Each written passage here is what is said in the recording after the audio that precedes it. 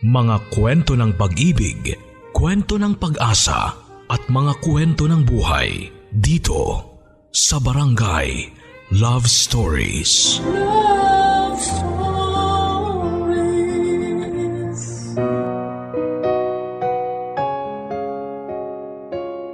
Habang may buhay, may pag-asa. Ganito itinuring ni Blessy ang sa kanya. Sunod-sunod man ang naging problema niya ay hindi siya nagpatinag dahil na rin sa pagmamahal sa kanya ng mga taong nakapaligid sa kanya. Pero paano kung ang isa sa mga minahal niya ay hindi na pala parte ng kanyang buhay? Kakayanin pa kaya niyang lumaban? Mga kabarangay, narito na ang huling parte ng sulat ng ating letter sender.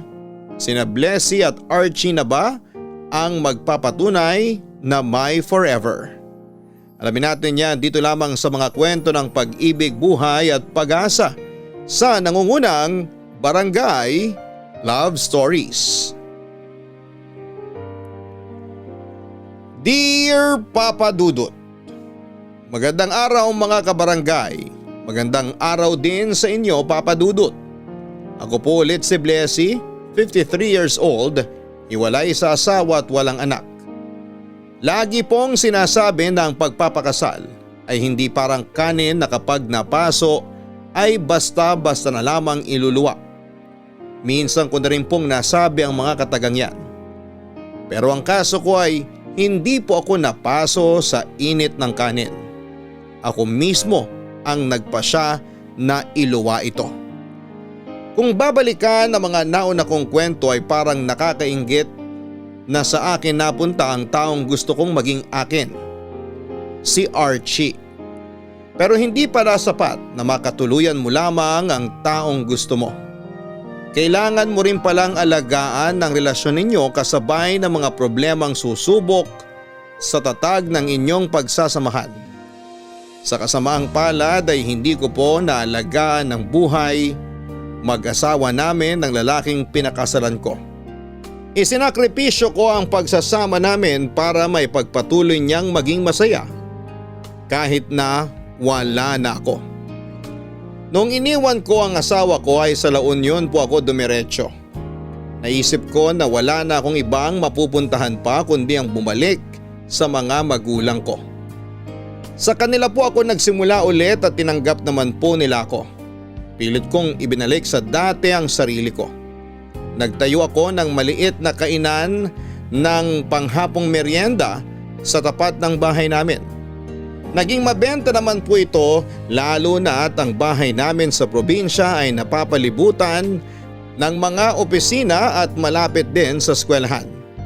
Lumipas ang isang taon ay nakaramdam din ako ng kaunting kaginhawahan. Hindi man katulad ng dati pero masaya ako na nakakalimutan ko na ang trauma na pinagdaanan ko sa pagkawala ng dalawa kong anak. Pero kahit na ganoon, may kaunting kirot pa rin akong nararamdaman sa puso ko. Lalo na tuwing napapadaan sa isipan ko ang dati kong asawa na si Archie.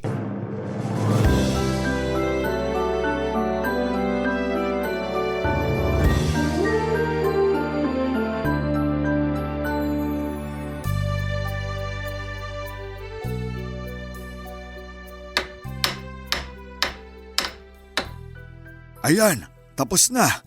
Kakasya na ba rito yung mga paninda mo? Opo, kasya na dyan lahat. Salamat, Tay. At may bago na akong lamesa na gagamitin sa negosyo ko. Walang anuman. Hindi ko alam na magaling din pala kayong gumawa ng mga ganito. Oo naman. Nagkarpintero ako nung bata-bata pa ako. Talaga ba? Ba't ngayon ko lang yan nalaman? Gusto ko talagang maging engineer noon. Kaso hindi natuloy. Bakit naman po? Mahal eh. Tsaka hindi rin naman ako nakatapos. Mas pinili ko kasi magtrabaho na lang kaysa mag-aral para mabawasan yung mga pasa ng magulang ko noon. Ganun po ba? Sayang naman. Oo, kaya nga hanggang ngayon, isa yan sa mga pinagsisisihan ko kahit na matanda na ako. Na hindi kayo nakapagtapos? Oo, yan ang paulit-ulit na napapanaginipan ko. Kapag malalim na ang tulog ko, lagi kong napapanaginipan na estudyante ulit ako, na nakasuot ako ng toga, may hawak na diploma. Kasi yan yung bagay na hindi ko nakamit na hanggang ngayon, gusto ko pa ring maranasan. Kaya pala kahit hirap na kayo noon, pinilit niyo pa rin na makapagtapos kami magkakapatid. Oo naman, masaya na ako na kayo ang nakatupad sa pag-aaral na hindi ko nagawa. Thank you, Tay. Salamat sa lahat ng sakripisyo niyo sa amin ni Nanay. Walang anuman, trabaho namin yun bilang magulang. Ikaw ba? May mga bagay ka bang pinagsisisihan? Ako po? Wala naman po kasi naibigay niyo naman lahat sa amin eh. Wala ba talaga? Bakit po? Meron po ba dapat? Naisip ko lang kung ni minsan ba pinagsisihan mo yung naging desisyon mo na iwan si Archie. Para naman po sa kanya yung ginawa ko eh. Pero para sa'yo, anong nararamdaman mo sa naging desisyon mo na yon? Siyempre, mabigat sa loob. Pero okay na rin yun kasi hindi ko na kailangang isipin pa kung masasaktan ko siya o hindi. Kung masaya pa ba siya o hindi na. Ngayong magkahiwalay na kami, nawala na yung konsensya na nararamdaman ko dahil hindi ko naibigay sa kanya yung mga pinangako ko noon. Hindi na siya damay sa mga pasakit na bitbit ko ngayon. Pero hindi ba nangako ka rin na hindi mo siya iiwan sa hirap at ginawa? Paano yun? Iniwan ko po siya para guminhawa ang buhay niya. Sa tingin mo, guminhawa ba ang buhay niya nung nawala ka? Hindi ko po alam. Wala na akong balita sa kanya eh. Pero sana maayos na ang kalagayan niya ngayon. Sana masaya na siya. Hindi mo ba siya namimiss? Minsan, naiisip ko siya. Pero wala eh. Kailangan kong panindigan yung ginawa ko. Kahit gusto ko siyang makita ulit, kahit gusto ko siyang kumustahin, kailangan ko magpigil. Hindi mo ba naisip na dahil sa ginagawa mo, hindi lang sarili mo ang sinasaktan mo, kundi maging siya? Ayokong isipin na ganun nga yung nangyari. Basta ang alam ko lang, pareho na kaming hindi masaya nung nagsasama pa lang kami. Kaya nagbakasakali ako na kapag magkahiwalay na kami, maranasan ulit namin maging masaya. Ayaw kong manghimasok sa problema niyong mag-asawa. Pero ipinapanalangin ko talaga na sana maayos niyo pa to. Mabait na tao si Archie at alam kong mahal ka niya. Sana hindi masayang yung pinagsamahan niyo. Bahala na po kung anong mangyari sa aming dalawa. Ang gusto ko na lang muna ngayon makarecover sa mga masasamang pangyayari sa buhay ko. Hayaan mo, maghihilom din yang sugat sa puso mo balang araw. Sana nga po. May mga pagkakataon, Papa Dudut, na napapaisip ako kung papaano kaya ang naging takbo ng buhay ko kung nagkatotoo ang mga plano namin ni Archie. Siguro ay may 2 anak na ako ngayon at merong masaya at tahimik na pamilya. Yung karaniwan ang tumatakbo sa isipan ko tuwing nag-iisa ako. Marami po akong regrets, Papa Dudut, pero kahit naman anong gawin ko, kung kapalaran ko na talaga ang maging mag-isa ay wala akong magagawa. Kung pwede lang sanang balikan ang lahat, di sana ay nakapag-prepare ako sa ganitong klaseng buhay na meron ako ngayon. Ganun pa man ay patuloy pa rin naman ako noon sa buhay. Kahit papaano ay nagagawa ko ng bumangon tuwing umaga na may ngiti sa mga labi ko. Malaki talagang naitulong ng paglayo ko mula sa siyudad. Mas tahimik kasi sa probinsya. Kaunti lang ang tao at walang gaanong stress. Doon ay nakakapag-restart ako sa tulong na rin ng pamilya ko. Isa rin sa mga naging taga-suporta ko noong mga panahong lugmok ako ay ang best friend ko na si Jessa, na kahit na may mga edad na kami ay hindi pa rin ako kinalimutan. May pagkakataon noon na dinalaw pa niya ako sa La Union dahil miss na raw niya ako. Nasakto na anniversary nila ng asawa niya kaya naisipan nilang doon na lamang magbakasyon. para makita niya ako matapos ang mahabang panahon.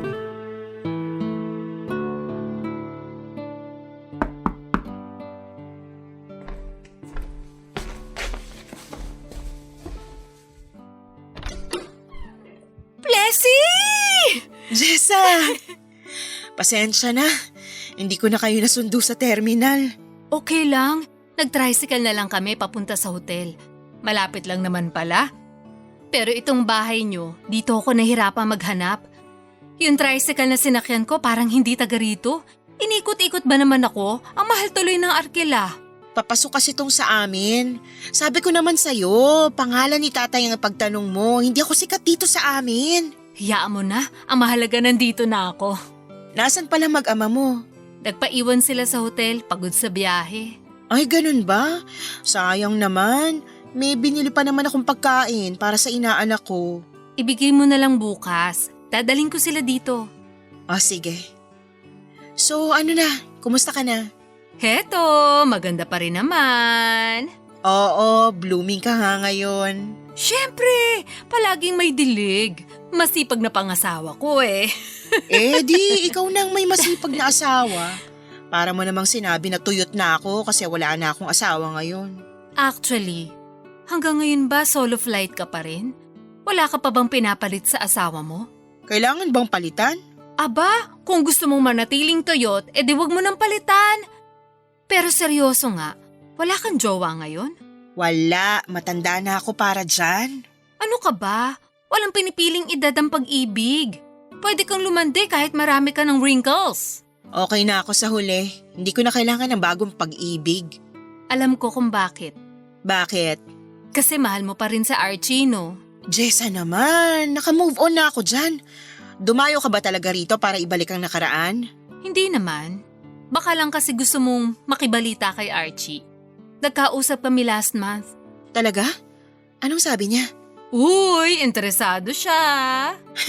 Sira. Curious lang ako kung kumusta na siya ngayon. Okay naman siya. Nurse pa rin hanggang ngayon. Teka, ba't pala kayo magkausap? Ano ka ba? Sa akin siya humihingi ng update sa'yo. Akala mo ba nung tumigil siya sa paghahabol sa'yo, tumigil na talaga siya for real? Hindi! Nagme-message siya sa akin para makibalita kung kumusta ka na. Talaga ba? Bakit naman niya gagawin yun? Ugmamaang-maangan ka pa. Siyempre, mahal ka nung tao. Asawa ka niya, kaya natural lang na humingi siya ng updates. Ayaw ka nga lang niyang guluhin kaya ako yung ginugulo niya. Bakit ngayon mo lang sinabi? Kasi ayaw niyang malaman mo. Naisip niya na baka gusto mo lang ng peace of mind, kaya hinayaan ka na lang muna niya. Pero alam mo, umaasa pa siya na babalikan mo siya. Sabi nga niya, ako na lang muna mag-alaga sa'yo. Sabi ko naman, hindi ako babysitter para mag-alaga ng 47 anyos na damulag ha. Walang iya ka talaga. Alika, pumasok ka muna. Doon tayo sa loob mag-usap. Sumasakit na naman ang likod ko eh. Ayan, signs of aging na yan. Oo nga eh, ramdam ko ng pananakit ng kasukasuan ko. Marami akong ichichika sa'yo. Pero bago yan, pahingi muna ng tubig. Kanina pa ako uhaw eh. Halika, doon tayo sa loob.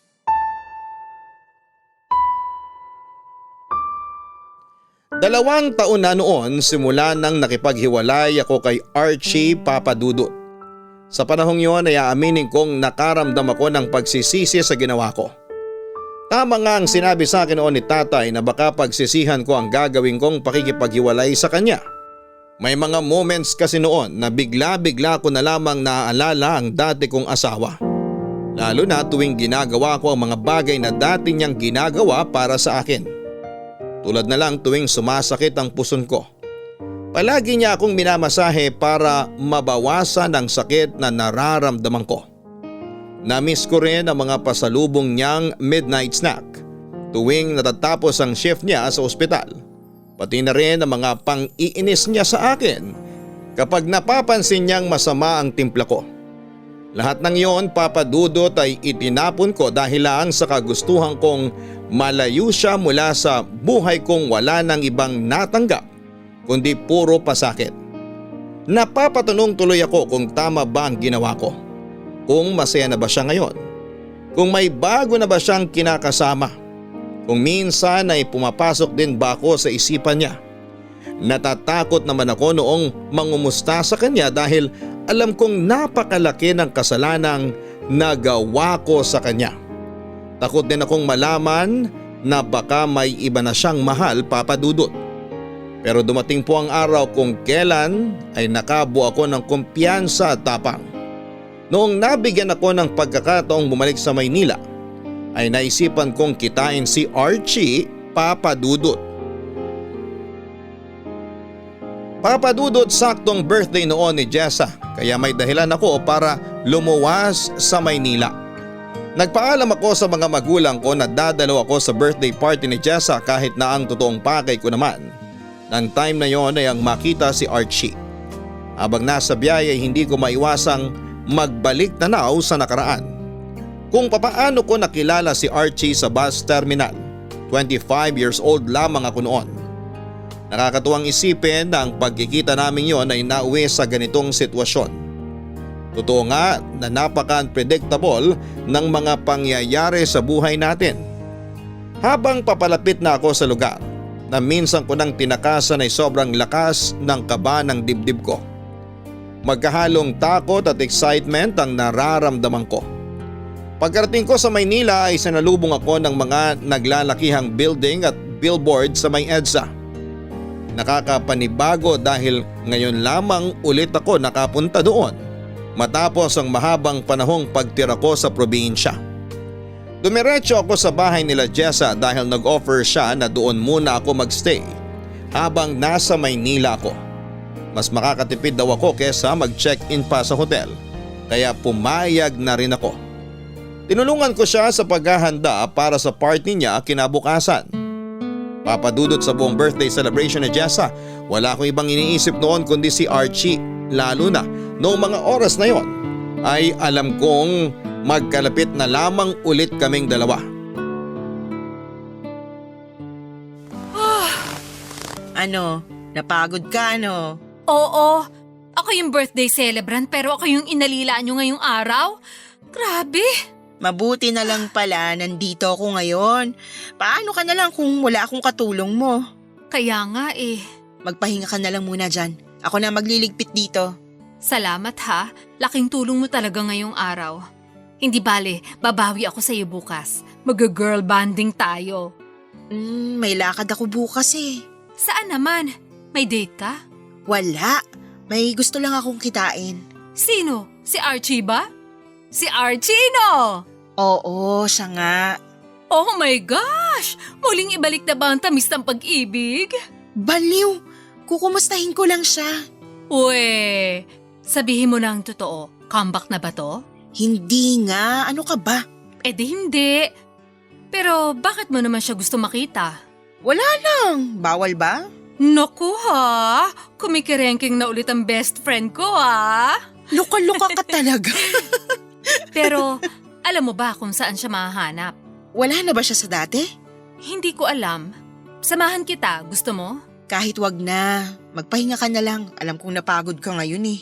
Gusto ko makita kung ano magiging reaction nyo sa isa't isa after nyong hindi magkita ng mahabang panahon. Okay. Ikaw ang bahala. Basta wag ka masyadong eksenadora ha. Baka mamaya kung ano-ano masabi mo kapag nagkita na kami. Huwag kang mag-alala. Para lang ako multo na manonood sa inyo. Excited na tuloy ako. Sa tingin mo, gusto niya rin kaya ako makita? Hindi ko alam. Siguro naman matutuwa yan kapag nakita ka niya na ulit. Wala ka na bang balita sa kanya? Wala na eh. Matagal na rin kaming hindi nagkakausap. Wala na rin naman ako masyadong balita sa'yo the past years. Kaya wala na akong nia-update sa kanya. Kinakabahan tuloy ako. Paano kung may kinakasama na pala siya? Eh di sabihin mo, tabe, nandito na ang original. Sira ulo ka talaga. Pero seryoso, happy ako na nagkaroon ka ulit ng interes na makita si Archie. Naaawa na rin ako sa kanya noon eh. Pero advice ko lang ha, bago ka makipagkita sa kanya, dapat alam mo kung ano yung rason kung bakit hindi ka nakipagkita ulit. Hindi yung bigla ka nalang susulpot na parang kabute, tapos mawawala din pala na parang bula. Hindi ko alam kung anong dahilan kung bakit ko siya gustong makita eh. Basta, gusto ko lang. Lakas ng trip mo. So, anong gagawin mo after nyo magkita? Ewan ko. Bahala na kung anong mangyari. Ang galing! Manggugulo lang ang peg. Sa tingin mo, kapag ba nagpakita ulit ako, magugulo ko ba yung buhay niya? Huwag na lang kaya ako tumuloy. Ay hindi, wala nang bawian. Magpapakita ka sa kanya bukas. Hahanapin natin siya. Matapos ang birthday party ay ako naman ang sinamahan ni Jessa.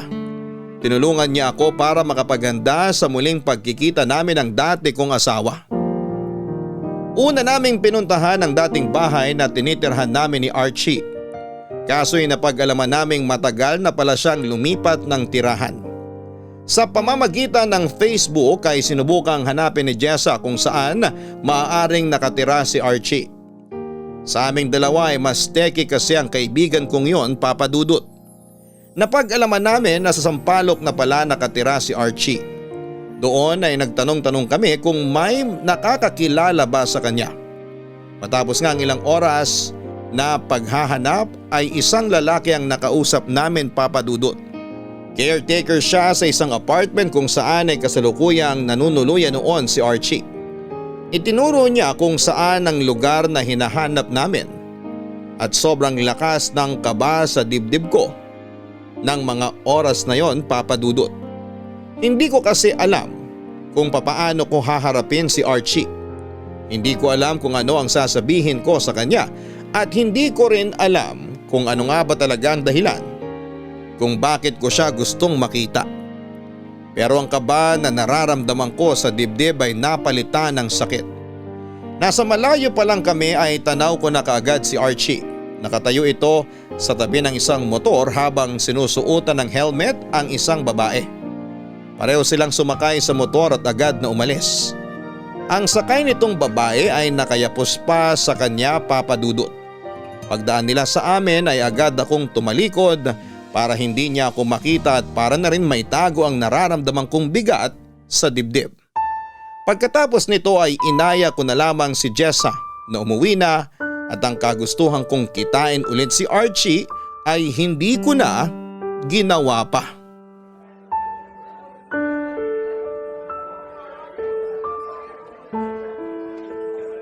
Tulala ka na naman dyan. Iniisip mo ba yung nakita mo? Sa tingin mo, kinakasama niya kaya yung babaeng angkas niya kanina? Hindi ko alam. First time ko ring makita yun eh. Baka nga sila na. Ang sweet nila eh. Sinusuotan pa niya ng helmet yung babae. Baka naman kaibigan lang niya yun. Nakayakap? Eh bakit? Nagyayakapan din naman tayo ah.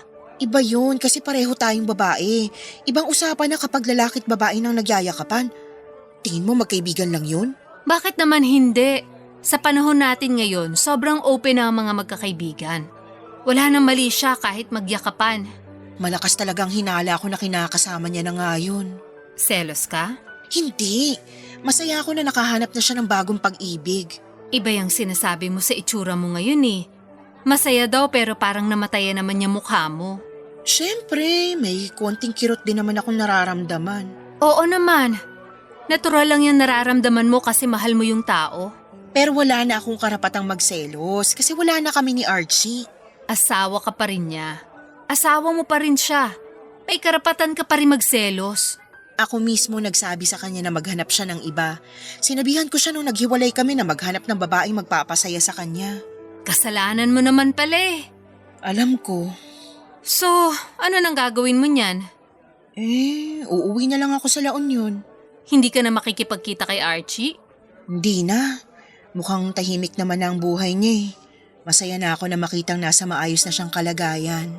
Alam mo, kanina mo pa pinipilit yung salitang masaya eh. Hindi ka masaya. Nakikita ko at nararamdaman ko na hindi ka masaya. Okay lang maging malungkot. Huwag mo nang i-deny yun. Oo, malungkot ako sa nalaman ko kasi may parte ng puso kong umaasa pa pero totoo nga na masaya ako para kay Archie. Hindi masaya yung tamang term. Ano? Nakahinga. Sa wakas, nakahinga ka na ng maluwag. Kasi nakita mo na okay na ang buhay ng dati mong asawa. Kasi 'di ba? Nasabi mo dati na hindi mo maiwasang makonsensya kasi iniwan mo siya sa ere. Ngayong alam mo may ipinalit na siya sa pwesto mo, wala ka nang ibang iisipin. Yun nga lang, nalaman mong mapait na katotohanang may iba na siya. Kasing pait niyang kape na iniinom mo. Sige, hindi na ako masaya. Pero tama ka, makakahinga na ako sa wakas kasi alam ko na masaya na ngayon si Archie sa piling ng iba. Oo, ang lungkot naman nun. Hayaan mo. Gusto mo, ireto na lang kita sa mga kakilala ko? Marami akong friends na byudo. Hanggang ngayon, wala ka pa rin talagang pinagbago. Pati ba naman ngayong matanda na tayo, di mo pa rin ako titigilan sa pagreto mo na yan? Siyempre, hindi kita hahayaang sawi sa pag-ibig.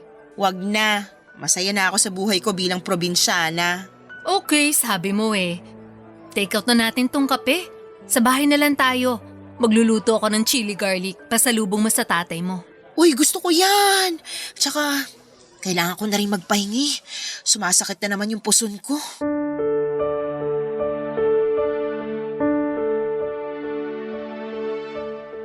Wala naman akong karapatang magreklamo, Papa Dudut.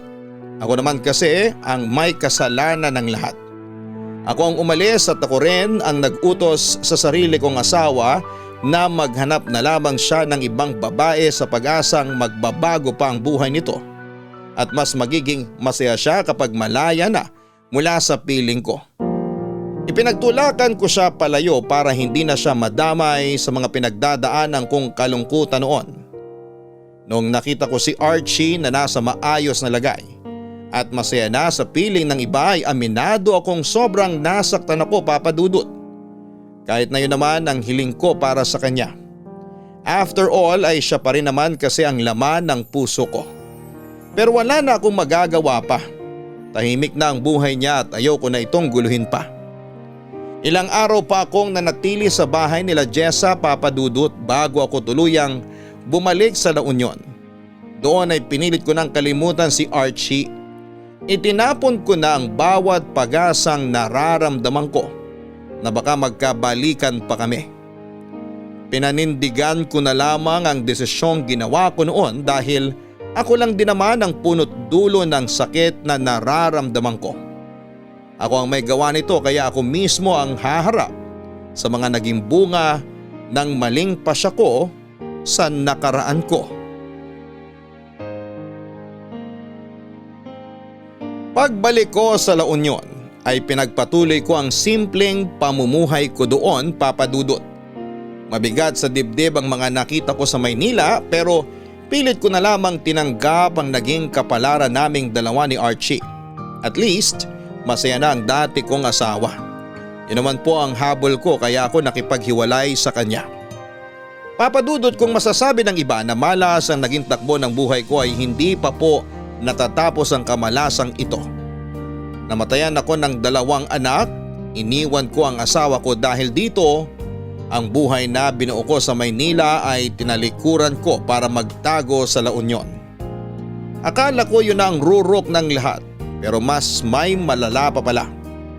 Ilang buwan matapos akong bumisita sa Maynila ay isang masamang balita ang dumating sa buhay ko. Matagal ko nang nararamdaman ang kakaiba sa katawan ko. Akala ko dahil tumatanda na ako kaya normal lang ang pagsakit ng likod ko. Nagkakaroon din ako ng heavy periods na naisip ko ay okay lang dahil nasa menopausal stage na ako. Pero sa pagtagal ng panahon, unti-unting nagiging bloated ang katawan ko. Dumating nga sa puntong hindi na kasya sa akin ang mga pantalon at shorts ko. Inakala ng lahat ay buntis ako pero imposibleng mangyari yon dahil never na akong nanlalaki simula nung maghiwalay kami ni Archie. Para malaman ang rason ng nangyayari sa akin ay nagpunta ako sa doktor at doon ay napag-alaman kong may malubha na pala akong karamdaman, Papa Dudut.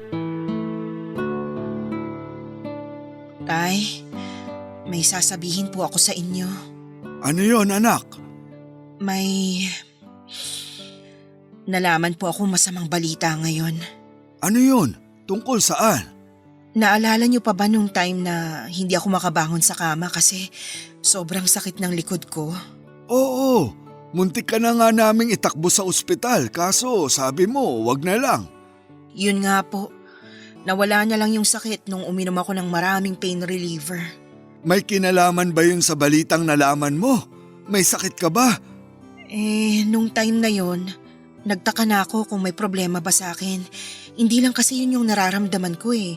Minsan, lagi ding masakit ang ulo ko, tsaka madali na lang ako mapagod. Tapos, dumagdag pa tong tiyan ko. Bigla na lang lumaki kahit na hindi naman ako matakaw kumain. Alam ko may problema sa akin kaya nagpa-check up ako sa doktor. At anong sabi nila? Kinunan ako ng blood test, tapos sinadya sa akin ng doktor na magpa-ultrasound. Oh, tapos? Nakita nila sa ultrasound na may namuong tubig sa tiyan ko. Kaya daw ako bloated dahil doon. Ano raw solusyon dyan? Kailangan ko raw pong maoperahan para maalis yung tubig sa tiyan ko. Kailan? Magpa-opera ka na para di na lumalayan. Opo, nakaschedule na po ako. Meron pa ba? May hindi ka pa ba sinasabi sa akin? Nagpa-CT scan din po ako. May nakita po silang tumor. Meron po akong ovarian cancer, Tay. Ha? May cancer ka? Opo. Anak, Tay, hindi na po natapos-tapos tong mga problema ko. Lagi na lang ako nakakatanggap ng masamang balita. lalabanan natin yan. Hindi ka namin iiwan. Ang hirap, Tay. Hindi naman ako malakas eh. Pero bakit bulto-bultong problema ang laging binibigay sa akin? Anak, pagsubok lang to. Madami ka ng pinagdaanan sa buhay. Ngayon ka pa ba susuko? Opo, Tay. Gusto ko nang sumuko. Huwag kang susuko, anak. Nandito kaming pamilya mo para tulungan ka. Huwag kang mawala ng pag-asa. Hindi ko na po alam. Pagod na po ako. Cancer lang yan. Kayang-kaya natin yung labanan. Paano kapag ayoko na pong lumaban? Aba, hindi ako makapapayag. Ama mo ko at hindi ko hahayaang sumuko ka na lang basta. Alam kong hinahayaan kita sa mga desisyon mo noon. Pero sa pagkakataong ito, hindi kita mapagbibigyan sa gusto mo. Lalaban tayo, anak. Sa ayaw at sa gusto mo, tatalunin natin yung sakit mo. Sana kasing tapang ko rin kayo. Matapang ka na. Nakita ko lahat ng pinagdaanan mo at masasabi ko na mas matapang ka pa kesa sa akin. Kaya kung maaari, huwag ka munang sumuko. Subukan mong lumaban. Salamat po, Tay. Ano ngayon ang plano ng doktor mo? Kailangan ko raw po magpakimo. Tapos kapag mahina na yung cancer sa katawan ko, tsaka na nila ako ooperahan. Alam na ba yan ng nanay mo? Hindi pa po. Sa inyo ko palang po ito sinasabi. Huwag mong madaliin.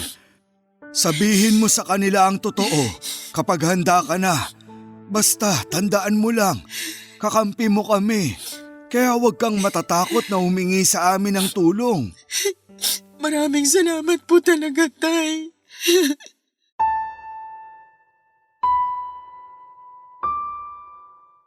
Papa Dudut, ilang beses ko na pong narinig mula sa iba't ibang tao ang katagang pagsubok lang ang lahat.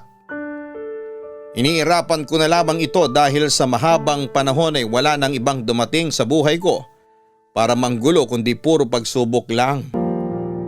Parang ngang hindi na pagsubok ang mga nararanasan ko kundi parusa na dahil hindi na ito matapos-tapos. Mabait naman ako sa pagkakaalam ko, wala akong tinatapakang tao. Kailanman ay hindi ako gumawa ng masamang bagay. Sumusunod ako sa mga batas ng tao pati na rin sa batas ng Diyos. Sa abot ng aking makakaya ay umiiwas akong makasakit ng tao.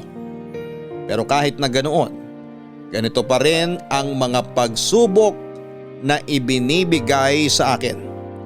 Para bang nasanay na ako sa mga masasamang kapalaran ko. Kaya siguro ay nasanay na lang din si Lord na bigyan ako ng mga ganong klase ng problema. Pinagtitripan yata ako ng mundo dahil kahit mag-isa na nga lang ako ay hindi pa rin ako tinatantana ng problema. Mabuti na lang po at meron pa rin po akong pamilya at mga kaibigan na nagsilbing support system ko. Kung hindi dahil sa kanila ay sumuko na talaga ako. Kung wala sila ay baka hindi ko na kayaning lumaban pa sa mga pagsubok na meron ako. Nandiyan ang tatay Emilio ko na laging handang magbigay ng mga payo sa akin. Ang nanay ko na kahit 50 anyos na ako ay inaalagaan pa rin ako na parang baby. Ang mga kapatid ko na handang tumulong financially at ang mga kaibigan kong tulad ni Jessa na nagsilbing sandigan ko lalo na noong nalaman nilang may malubha akong sakit. Papadudot ng mga panahong hindi ko na alam ang gagawin ko. Isang bagay ang ginawa ni Jessa na hindi ko inaasahan. Nakipagkita siya kay Archie para ipalam dito ang sakit na meron ako.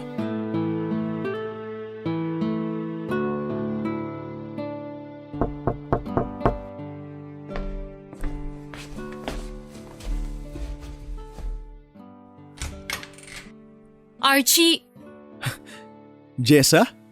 Uy, ikaw nga. mini-message kita sa Facebook mo. Hindi ka nagre-reply kaya pinuntahan na lang kita rito. Nag-message ka? Wala naman akong natanggap na message mo. Baka nasa message request ko kaya hindi ko nakita. Ano meron? Long time no see ah. May ibabalita sana ako sa'yo. Ano yung ibabalita mo? Ay, teka, paano mo nga pala nalaman tong address ko? Parang wala naman ako nabanggit sa'yo na lumipat ako ah. Hinanap ka namin ni Blessy noon. Ni Blessy? Magkasama kayo? Oo, nung birthday ko. Gusto ka sana niya makita. Pero bakit hindi natuloy? Nakita naming may kasama kang babae. Ayaw niya makagulo kaya bumalik na lang siya sa La Union. Sinong babae? Baka si… Pero hindi na importante yon. Marami pang mas mahalagang bagay na kailangan nating pagtuunan ng pansin ngayon.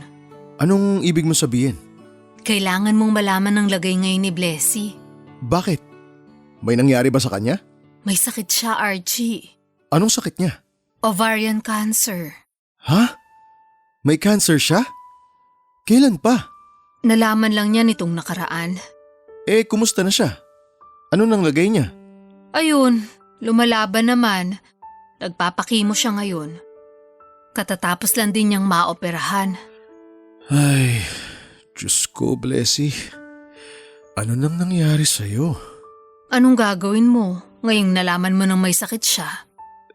Sa totoo lang, hindi ko alam. Gusto niya ba akong makita? Hindi siya aware na sinabihan kita tungkol sa sakit niya. Ginagawa ko to kasi gusto kong tulungan yung best friend ko.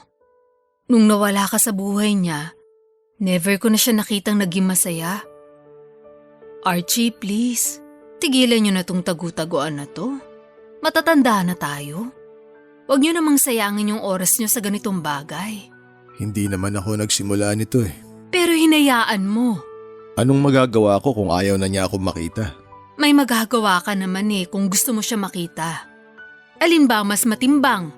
Yung kagustuhan niya magkalayo kayo o yung kagustuhan mo makasama siya ulit?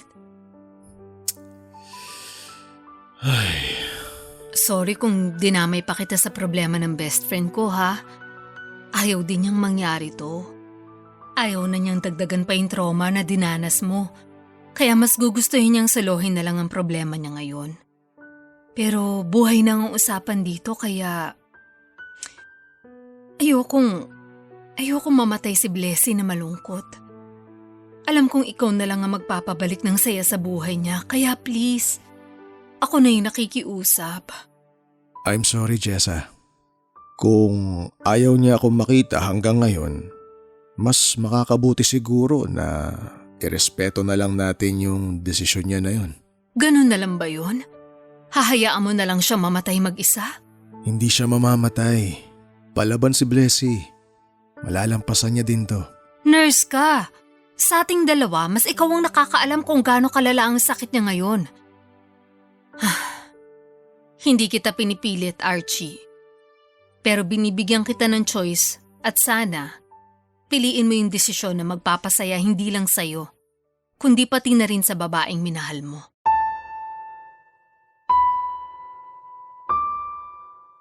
Nung una ay nainis ako sa ginawang yun ni Jessa dahil pinangunahan niya ako. Hindi man lang niya ako tinanong kung okay lang ba sa akin na ipagsabi niya sa iba ang sakit ko. Hanggat maaari ay ayoko na sanang ipaalam kay Archie ang sakit ko, Papa Dudut, dahil madadamay na naman siya sa kamalasan ko.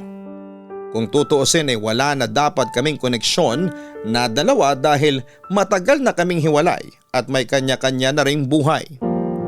Ang rason ni Jessa kung bakit niya nagawang sabihin kay Archie ang karamdaman ko ay dahil alam daw niya ang kahit iniwan ko siya ay si Archie pa rin ang nilalaman ng puso ko. May karapatan din daw naman siyang malaman ang totoo dahil kahit hiwalay na kami ay mag-asawa pa rin kami. Isa pa sa lahat ng tao sa paligid ko ay si Archie ang mas nararapat na nasa tabi ko. Humingi na naman po ng dispensa si Jessa sa akin noong nalaman niyang hindi ko nagustuhan ang ginawa niya. Pinatawad ko rin naman siya sa nagawa niya. Walang silbi kahit na magalit ako sa kanya dahil nangyari na ang nangyari at isa pa ay mamamatay na ako. Kaya wala na akong oras para magtanim ng sama ng loob. Yun lang ay ayoko ring makaperwisyo sa mga huling sandali ko sa mundong ito. Kaya ayoko na sanang isama pa si Archie sa problema ko. Kaso nga lang ay huli na ang lahat. Alam na ni Archie ang katotohanan, Papa Dudut.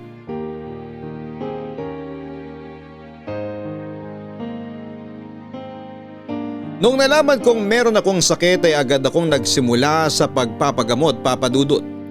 Sumabak ako sa ilang sessions ng chemotherapy para sugpuin at pabagalin ang pagdami ng cancer cells sa katawan ko.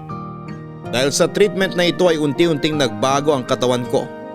Nakalbo ako at mabilis na pumayat ang katawan ko. Hindi madali ang treatment ko, Papa Dudut. Nakaka-drain, nakakapagod at nakakaubos ng buhay. Kahit na ito lang ang makakatulong sa akin para tumagal pa ang buhay ko. Kaya malaking bagay talaga na may mga taong sumusuporta sa akin sa laban ko kontra sa cancer. Pagkatapos ng ilang sessions ng chemo ay kinakailangan ko ring maoperahan. Akala ko pagkatapos nito ay bubuti na ang lahat. Pero hindi pala ito ganon kadali, Papa Dudut. Yun na nga siguro ang pinakamalalang nangyari sa akin.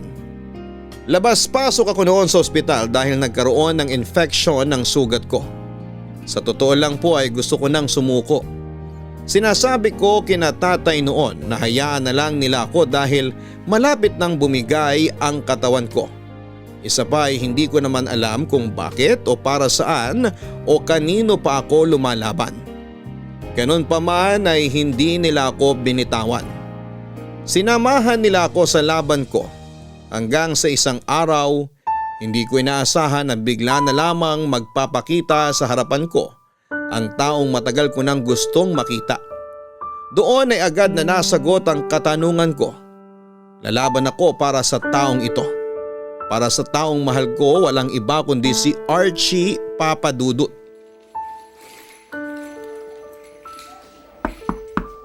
Pasok. Blessy, Archie, anong ginagawa mo rito? nabalitaan ko kay Jessa yung nangyari sa'yo. Kumusta ka na? Eto, nagpapagaling pa rin ng sugat. Ang payat mo na. Kasalanan ng chemo. Nawala yung appetite ko dahil doon. Pilitin mong kumain. Kailangan mo ng sustansya sa katawan para lumakas ang resistensya mo. Archie, bakit ka nandito? Gusto kitang makita. Tapos, ano nang gagawin mo ngayong nakita mo na ako? Aalagaan kita. Yun yung pangako ko, di ba? Blessy, hayaan mo na akong bumalik sa buhay mo. Pero, paano yung kinakasama mo? Wala akong kinakasama. May nakita kaming babae sa tinitirhan mo noon. Si Lorelai yun, kaibigan ko. Siya yung umalalay sa akin nung nawala ka. Alam mo ba na muntik na akong mabaliw nung iniwan mo ako? Siya nag-alaga sa akin. Siya yung sumama sa akin nung sobrang dilim ng mundo ko. Hindi mo siya… Hindi. Walang namagitan sa amin kasi alam niya kung nasaan ang lugar niya. Tsaka nilinaw ko naman sa kanya ang lahat eh. Kaya kung ano man yung iniisip mo, mali yun. Hindi kita ipinagpalit. Wala nang makakapalit pa sa lugar mo dito sa puso ko. Nangako ko sa tatay mo. Nangako ko sa iyo. Nangako ko sa harapan ng Diyos. Hanggang sa mamatay ako, tutuparin ko yung pangako kong yun, Blessy. I'm so sorry, Archie. Sorry sa mga ginawa ko sa'yo. Hindi mo na kailangang humingi ng tawad. Nung una, oo, nagalit ako sa'yo. Pero kalaunan, naintindihan ko rin naman yung rason mo. Kaya nga dumistansya na rin ako kasi gusto ko na rin makuha mo yung bagay na hinahanap mo. Salamat at bumalik ka sa akin. Pangako ko sa'yo, hinding-hindi na ako aalis sa tabi mo. Dito lang ako hanggang sa bumalik ka sa dati. Paano yung trabaho mo sa Manila? Nag-resign na ako doon. Maghahanap na lang ako ng trabaho dito. Pero Huwag mo na akong problemahin. Naplano ko na lahat. Dinala ko na rin yung mga gamit ko sa bahay nyo. Nakausap ko na mga magulang mo. Nag-alok naman sila na doon na muna ako sa inyo tumira. sorry talaga. Nahihiya ako sa'yo dahil sa mga pinagagagawa ko noon. Kalimutan na natin yun. Tapos na tayo doon. Dito ka na lang mag-focus. Kailangan mong gumaling. Susubukan ko. Susubukan kong labanan tong sakit na to. Laban natin to. Huwag mong suluhin. Salamat, Archie. Pwede ba kitang mayakap? Oo naman.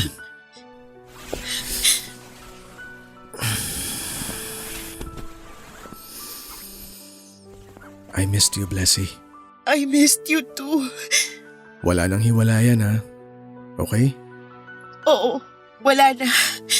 Ipangako mo na ano man ang mangyari, sabay nating haharapin ang mga problema natin bilang mag-asawa. Oo, pangako. Simula ngayon, ako na magiging personal nurse mo. Bawal humindi sa akin. Stricto akong nurse. Sana mapagaling niyo po ako. Oo naman. Akong bahala sa'yo.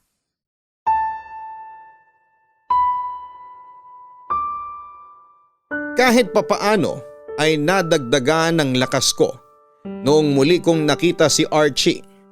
Gumaan ang pakiramdam ko at nakaramdam ako ng tuwa noong nasilayan ko ulit ang mukha nito. Simula noong dumating siya ay hindi na nawala si Archie sa tabi ko. Inalagaan niya ako, binantayan at pinalakas hanggang sa gumaling ang sugat ko mula sa operasyon. Noong naghilom ang sugat ko ay bumalik ang dating lakas ko. Ay sumailalim ulit ako sa chemotherapy para masiguradong wala ng cancer sa katawan ko. Pagkatapos nito ay nagpa-CT scan muli ako. Ang saya-saya ko noon, Papa Dudut, dahil nakayanan kong lampasan ang lahat ng yon.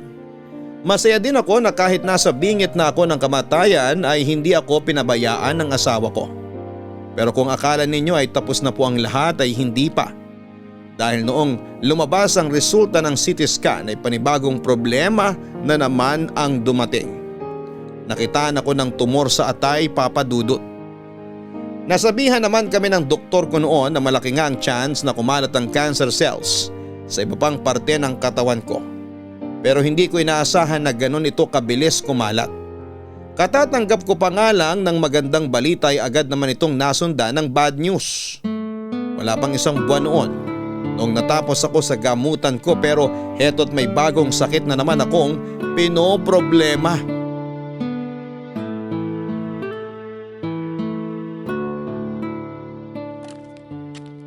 Blessy, halika na. Kumain na tayo. Mamaya na. Dito ka muna. Tabihan mo ko. Malamok dito sa labas eh. Doon na tayo sa loob. Gusto ko muna dito. Maaliwalas yung hangin. Tingnan mo, maliwanag ang kalangitan ngayon. Kitang-kita yung ganda ng mga bituin. Halika, upo ka. Ay, sige na nga. Kapag ako nagka-dengue ha, kasalanan mo. Dengue lang yan. Ako nga cancer eh.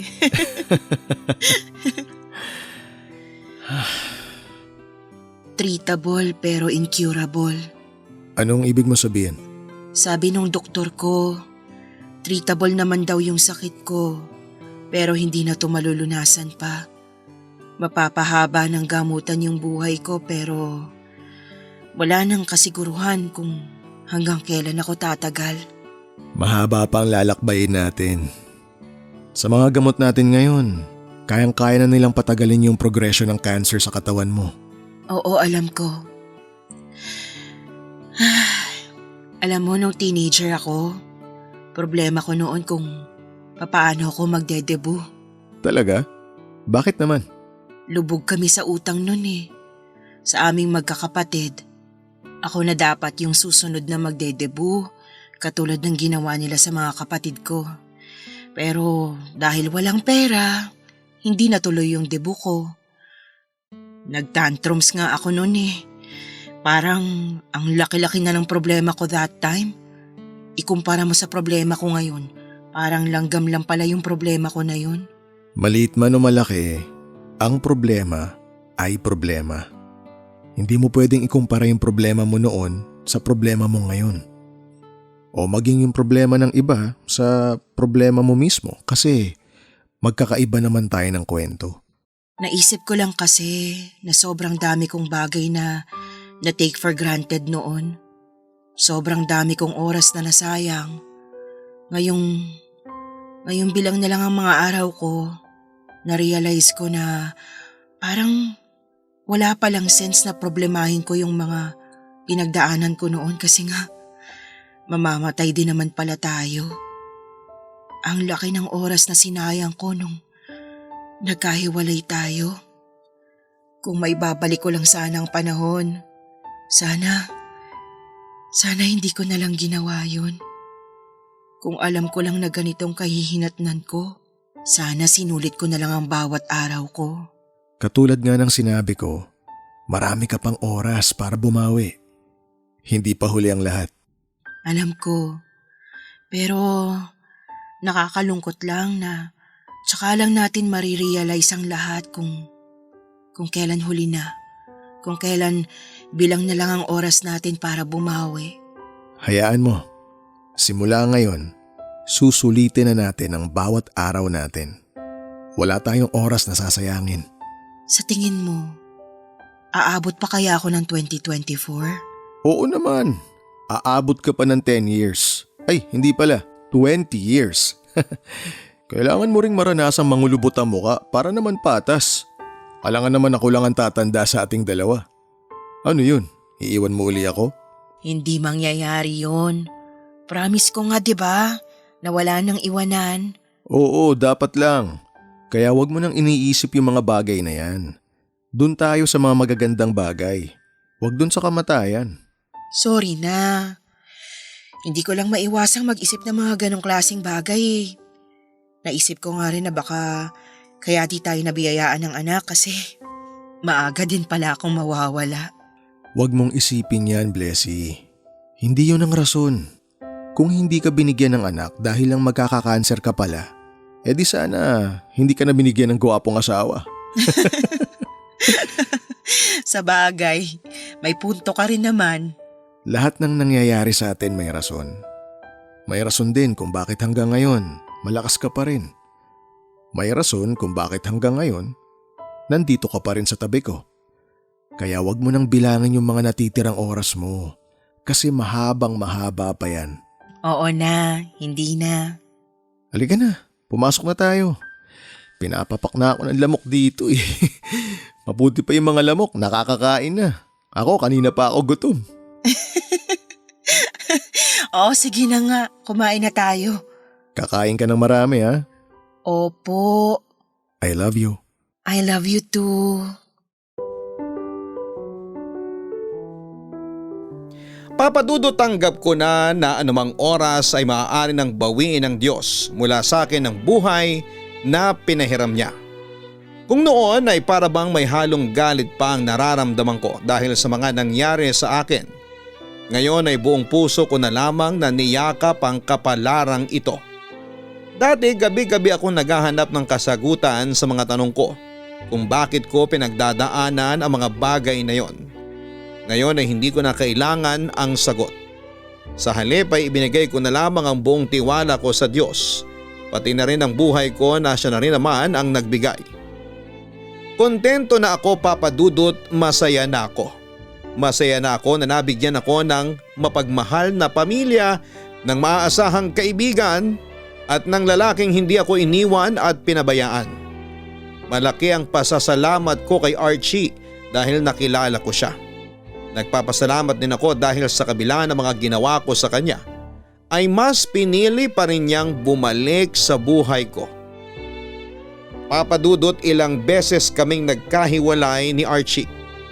Ilang beses kaming sinubok ng sari-saring problema. Pero kahit na maraming beses kaming nagkahiwalay, ng landas ay sa isang lugar din pala kami mauuwi. Walang iba kundi sa buhay naming isa't isa.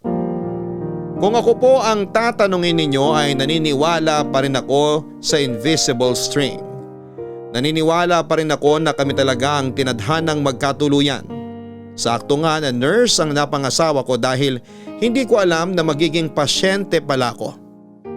Ngayon ay patuloy pa rin po ako sa pagpapagamot. 53 years old na ako at ilang taong ko nang nilalabanan ang sakit ko. Hindi ko man hawak ang kinabukasan. Hawak ko naman ang buhay na meron ako sa ngayon. Kaya hanggat ako'y humihinga, patuloy kong pahalagahan ang bawat oras na ibinibigay sa akin hanggang sa maubos ito. Ito na po ang wagas ng aking kwento, Papa Dudut. Maraming salamat po sa pag-aalay ninyo ng oras sa napakahaba kong sulat sa inyo. Maraming salamat din po sa lahat ng nakinig at sumusubaybay sa kwento naming dalawa ni Archie. Mabuhay po kayong lahat. Ang inyong forever kapuso at kabarangay, Blessy. Pag-ibig ang sagot sa lahat. Pag-ibig ang solusyon sa takot, sa pangamba, sa pag-aalinlangan, sa mga problema. Ito ang pinatunayan ni Blessy at ng kanyang kwento na pinadala sa atin. Kaya naman para sa iyo, Blessy, kami ay nagtitiwalang malalampasan mo rin ito.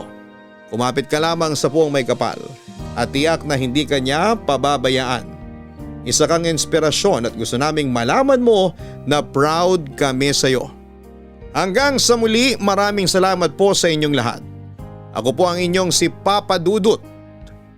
Sa mga kwento ng pag-ibig, buhay at pag-asa sa Barangay Love Stories, number 1. Sabay-sabay nating pakinggan ang iyong kwento ng pag-ibig, buhay at pag-asa. Ipadala lang sa barangaylovestories@yahoo.com. Nagustuhan ng iyong napakinggan? Ituloy yan via live stream sa www.gmanetwork.com/radio.